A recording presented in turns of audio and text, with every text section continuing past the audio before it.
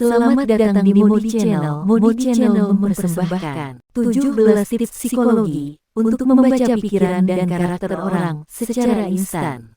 Ketika bertemu seseorang untuk pertama kalinya, pada umumnya, pikiran kita sudah pasti dipenuhi oleh rasa penasaran tentang bagaimana sifat, karakter, dan pemikiran dari orang tersebut.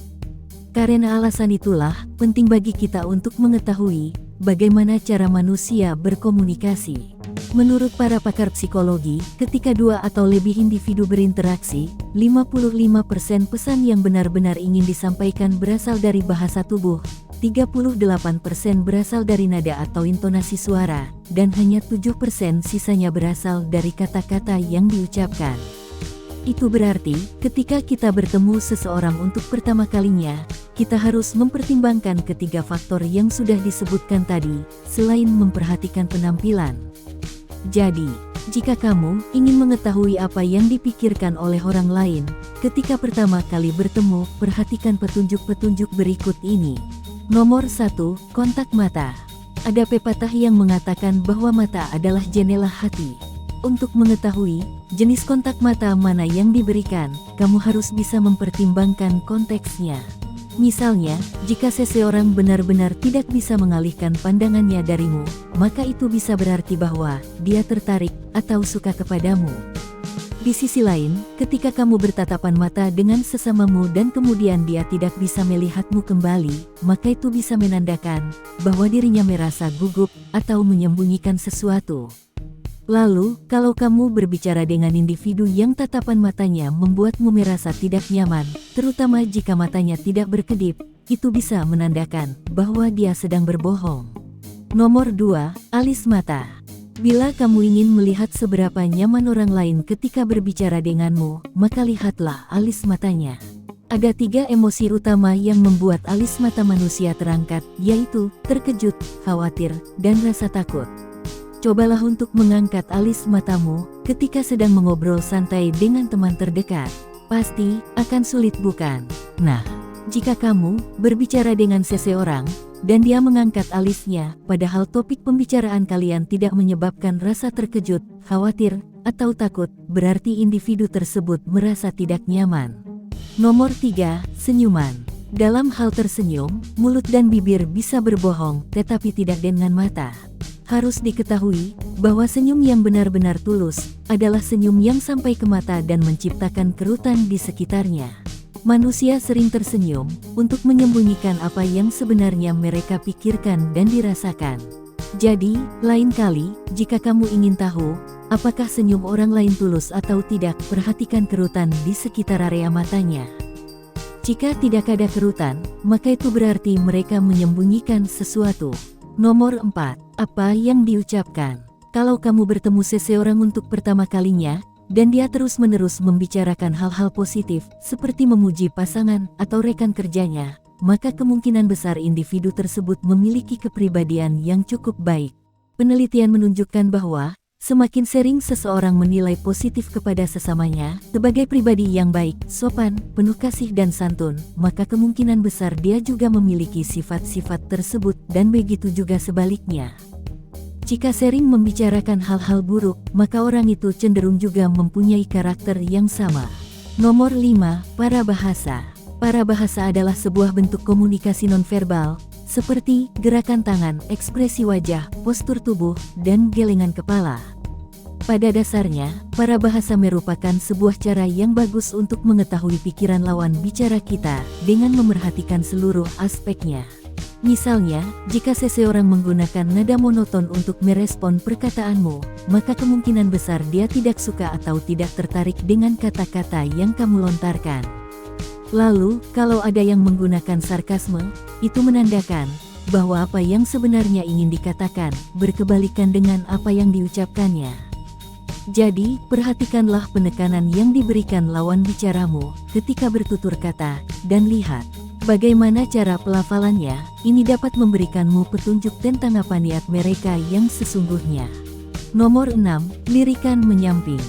Ketika kamu bertemu seseorang, jika dia benar-benar antusias ingin menemuimu, maka ingatlah bahwa tubuhnya pasti akan menghadap ke arahmu, dan dia juga akan melakukan kontak mata.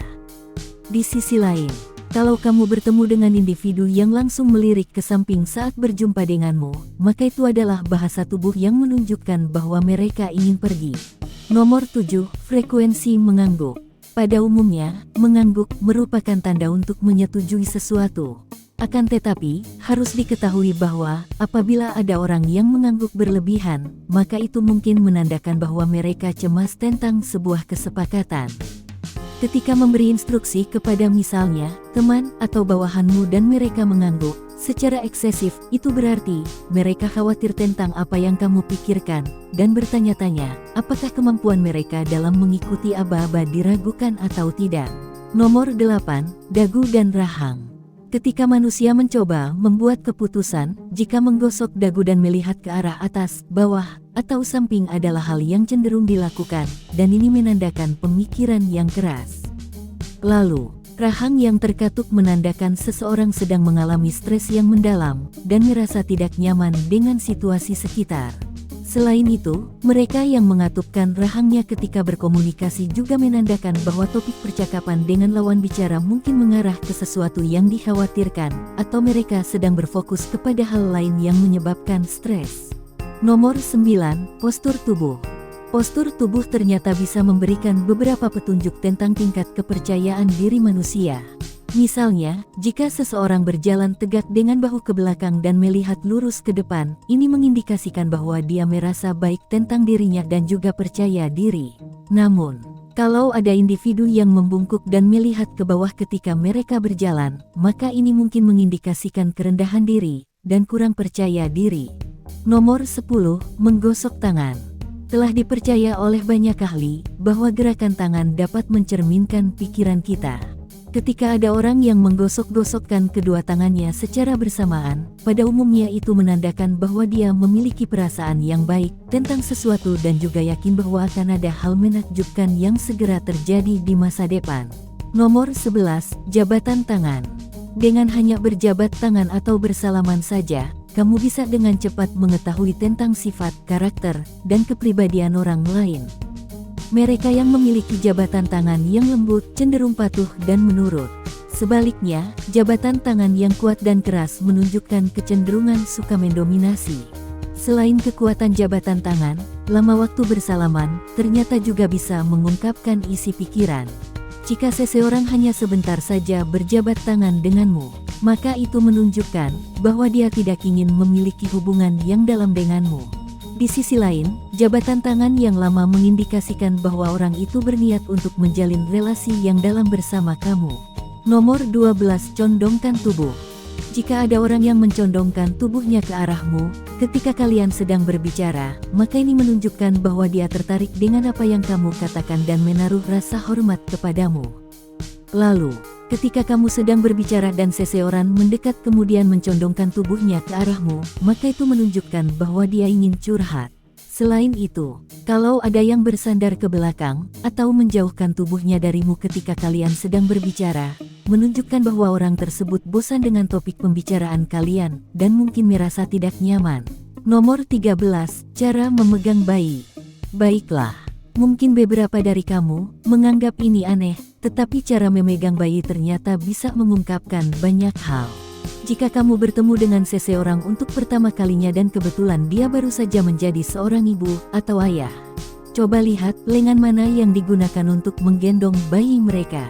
Studi menunjukkan bahwa ibu yang bahagia cenderung menggendong bayi mereka dengan menggunakan lengan kiri mereka, sedangkan ibu yang stres dan depresi cenderung menggendong bayi mereka menggunakan lengan kanan. Nomor 14, kaki dan lengan yang menyilang. Pernahkah kamu bertemu dengan orang yang menyilangkan kaki atau lengan mereka ketika kalian sedang berbicara? Jika kamu sedang berkencan untuk pertama kalinya atau sedang mencoba memberikan masukan kepada temanmu, dan kemudian mereka menyilangkan kaki atau lengan, maka ini bukanlah pertanda baik. Lengan dan kaki yang disilangkan adalah penghalang fisik yang menunjukkan bahwa seseorang tidak terbuka dan kurang suka terhadap apa yang kamu katakan. Secara psikologis, menyilangkan kaki atau lengan menandakan adanya sesuatu yang menghalangi baik secara fisik, mental, dan emosional. Maka dari itu, meskipun orang-orang tersenyum dan terlibat dalam percakapan yang menyenangkan, Bukan berarti mereka selalu terbuka dan setuju dengan semua yang dikatakan jika lengan dan kakinya tersilang. Pada hal yang sama, arah kaki juga bisa mengungkapkan banyak hal. Jika ada yang menyukaimu, maka kedua kakinya akan mengarah kepadamu ketika kalian sedang berbicara. Lalu, kalau seseorang ingin pergi, maka dia akan mengarahkan kakinya ke arah pintu ketika kamu sedang berkomunikasi dengannya. Nomor 15, sepatu seseorang. Sepatu ternyata dapat memberikanmu banyak informasi tentang karakter dan kepribadian manusia.